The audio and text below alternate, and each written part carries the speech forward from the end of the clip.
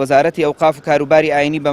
بەمەبەست یان بەمەبەست بە کتابێکی ژمارە 2739 لە ڕێکەوتی 2022 کە ئاڕاستەی بەڕێز وەزارەتی ناوخۆی کردو و دەڵێت بە مەبەستی کۆنتڕۆڵکردنی ئەو ڕێکخراوانەی کە خولی جۆرا و جۆری فێرکردن و لەبەرکردنی قورئان دەکەنەوە ڕێگریان لێ بکرێت و لە ئەگەری پابەند نەبوونیان ڕوبەڕووی دادگا بکرێنەوە وەکو ئەوەی کە تاوانباری گەورەیان گرتبێت. ئەوەی ئەو شوێن و دامەزراوە و پارەدارکراوانەی کە بێڕەوشتی و بە ڕۆژی ڕووناک بێڕێزی بە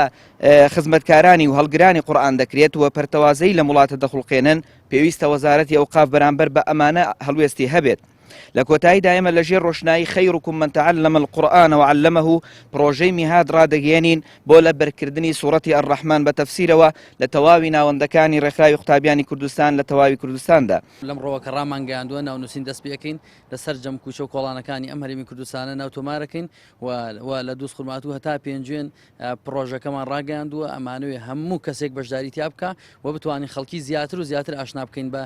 ئاەتەکانی خوای پەروەردگار و ئەو ڕێگریانەی کە بکرێت لەوەی ئێمە لە خول و دەوراتەکانمان بە قورئانی پیرۆز یا بۆ حەدیثەکانی پێغەمبەری خوا صلی الله علیه و سلم هەر بڕیارێک بێ ئێمە خود دوور خاتەوە لەوە نەک دژینی ئێمە بە پرۆژەی جوانتر وەڵامیان دەدەینەوە و ئێمە ئەخلاق و ئاین و پەروەردەی خۆمان بەڕاستی کە مەبدەئی ئێمەیە پاشەکشەی لێ ناکەین جا دۆخەکە هەرچۆن بێ و بڕیارەکان هەرچۆن بن ئێمە سوورین لەسەر ئەم پرۆژانە بۆیە ئێستا وەکو ڕێکخراوی قوتابیانی کوردستان لە پرۆژەی لەبەرکردنی سوورەتی ڕەحمان کە بووشی قورئانە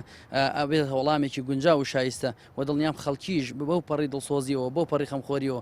بۆ پەروەردەیی کە پەروەردەیەکی کەلتوری ئیسلامی کوردیە پێی پەروەردەکراوە هەمووان بەدەم ئەم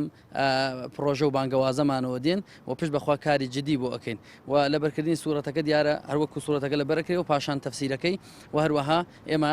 خەڵاتی عەمرە و پێچێ زیاتریش بێ ئینشاءڵڵا و سەد خەڵاتی شایستە دانین بۆ سەرکەوتوەکان و هەروەها